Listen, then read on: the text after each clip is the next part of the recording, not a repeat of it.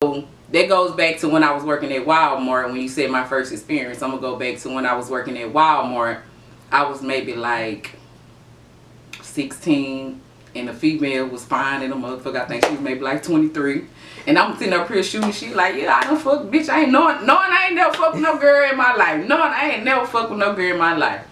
So, you know, nigga break bread on, you know, I'm working at Walmart, 16, you know, I ain't got no bills to pay. So, I'm breaking bread on the girl, whatever, because she was fine in the motherfucker. So, we had ended up going home one day on lunch, and that was the most nastiest shit. The first time, it was like me giving somebody head.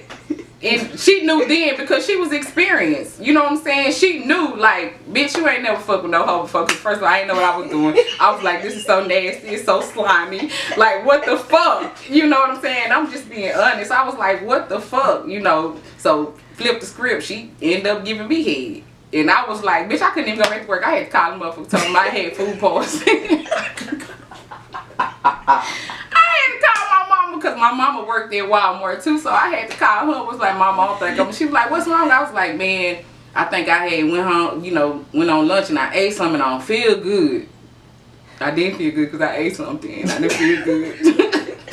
So I was like, you know, just let them know that I'm not gonna come back to work. So that first experience was like, nah. It wasn't it. It wasn't. I mean, it wasn't that. It was nothing wrong with her. It was just. My experience was like, no, this is some nasty, slimy, wet shit. But now I'm like, you know, you want that shit. Yeah. You know, that's what you want. But I couldn't go back to work.